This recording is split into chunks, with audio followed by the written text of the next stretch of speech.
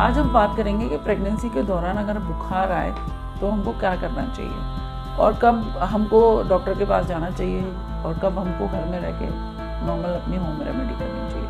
नमस्ते दोस्तों, मैं डॉक्टर प्रतिमा भारद्वाज। प्रेगनेंसी के दौरान अगर हल्का फुल्का बुखार आ रहा है तो हमको क्या करना चाहिए। प्रेगनेंसी के दौरान अगर हल्का फुल्का बुखार आ रहा है तो इतना कोई चिंतित होने की ज़रूरत नहीं है। अगर थोड़ा हल्का फुल्का 99-100 के बीच में अगर बुखार है तो आप थोड़ा सा पट्टियाँ रख सकते हैं, ठंडा पानी पी सकते हैं अगर गर्मियों का मौसम है तो, और नॉर्मल आप एक बुखार की गोली कोई भी होती है वो आप खा सकते हैं। प्रेगनेंसी के दौरान अगर बुखार आपका ज़्यादा बढ़ा हुआ है तो हमको क्या करना चाहिए। अगर तो बुखार आपका ज़्यादा बढ़ा हुआ है कि 102, 103 है और शिवरिंग हो रही है, सर आपका बहुत ज़्यादा दुख रहा है और बॉडी बहुत लिथार्जिक हो रही है, तो उस केस में फिर थोड़ा सा आपको डॉक्टर के पास जाना चाहिए। तो वो हो सकता है कि आपको थोड़ा सा ब्लड टेस्ट कराएं या कुछ एंटीबायोटिक्स दें और उसके बाद आपको थोड़ा सा रिलीफ मिल सकता है।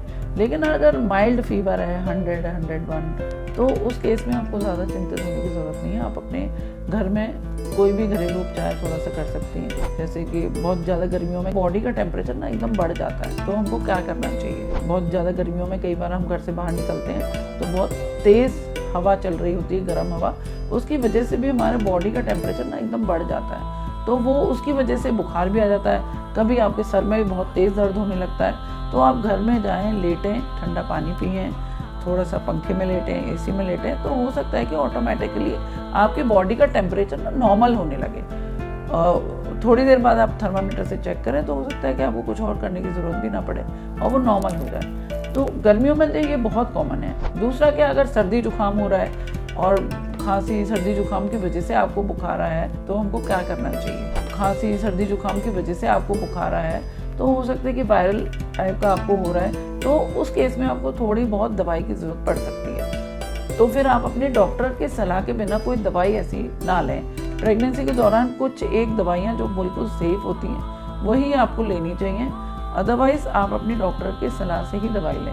आप अपना काढ़ा बना सकती हैं, अदरक का पानी पी सकती हैं, तुलसा जी, ये सब चीज़ें जो घरेलू उपचार हमारी मम्मियाँ हमको करवाती हैं, वो सब चीज़ों से भी रिलीफ बुखार में भी मिल जाता है, सर दर्द में मिलता है, और कई बार जो हल्का फुल्का वायरल या जुकाम खांसी हो रहा होता है वो भी ठीक हो जाता है। तो बहुत ज़्यादा ऐसी चिंता की बात नहीं होती कि थोड़ा बुखार आ गया तो आप बहुत परेशान हो जाएं, बहुत चिंतित हो जाएं।